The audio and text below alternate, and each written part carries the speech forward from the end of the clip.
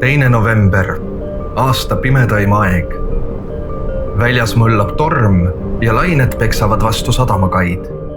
Aga me ei lase ennast sellest häirida, sest just sellisel hilissügisesel õhtul on Noblessneri sadamalinnakusse kogunenud Eesti silmapaistvaimad ettevõtjad ning selgub aasta ettevõte 2024. Vaadake, Nobeli saalis said kokku tänased teenäitajad, homsed tipptegijad ja Eesti ettevõtlusmaastiku tõelised käilakujud. Ja mis oli meie ülesanne? Inspireerida. Tuletada meelde, et ka kõige tormisematel aegadel on ainus päriselt edasiviiv jõud koostöö.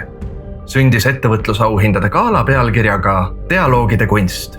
Otsustasime, et lisaks sellele, et saame sõna dialoog igasse õhtujuhtide repliiki sisse kirjutada. Tere! Tere! Dialoog. Dialoogis. Dialoog. Dialoog. Dialoogide kunst. Dialoogides. Dialoog. Dialoogi saladus. Dialoogis. Dialoogini. Tuleb minna sõnadest kaugemale ja näidata tegusid. Kasutasime võimalust ja tõime lavale 5 täiesti enneolematut dialoogi Eesti artistide vahel. Jaan Pehk laulis Peeter Volkonski kirjutatud laulusõnu koos kammernaiskooriga Sireen. Siiri Sisask ütles, et tal pole ammu olnud nii huvitav unetusest ja isu puudumisest laulda kui koos Korea ja Siim Aimlaga. Margaret Mürk ja C-Jam laulsid Taagö lugu ja laulsid nii, et otsustasid kohe pärast esimest proovi veel mitu kontserti anda. Ja siis tõime lavale kokku tõeliselt kosmilise kombinatsiooni. Eesti teatri kõige sulnima häälega Grand Old Man Andres Ots ja 25. juubelit tähistanud ansambel Kosmikud.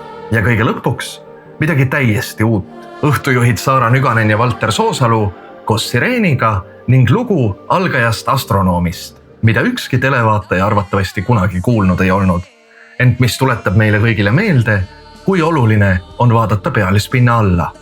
Ettevõtlusauhindade gala tähendas meie jaoks võimalust inspireerida uusi koostöid ka loomesektoris ning tuletada Eesti ettevõtjatele meelde, et innovatsioon võib sündida just kõige ootamatumates dialoogides. Muuseas, tõestab seda ka gala fotosein. Meie dialoog teedeehitusettevõttega Verston oli nii tõhus, et kõik külalised jäädvustati ühe viadukti ehitamisest ülejäänud kabioonvõrgust valmistatud, Eesti killustikuga täidetud ning pea 1,5 tonni kaalunud fotoseina ees. Ja tulemus, auhinnagala, mida nautisid 10 000 televaatajad, 100 ettevõtjad saalis ning päris ausalt, ka kõik tegijad. Jah, tegijad, sest keeruliste aegade kiuste tõepoolest inspireeriva sündmuse loomiseks on peamine see, et just tegijad üksteist inspireeriksid.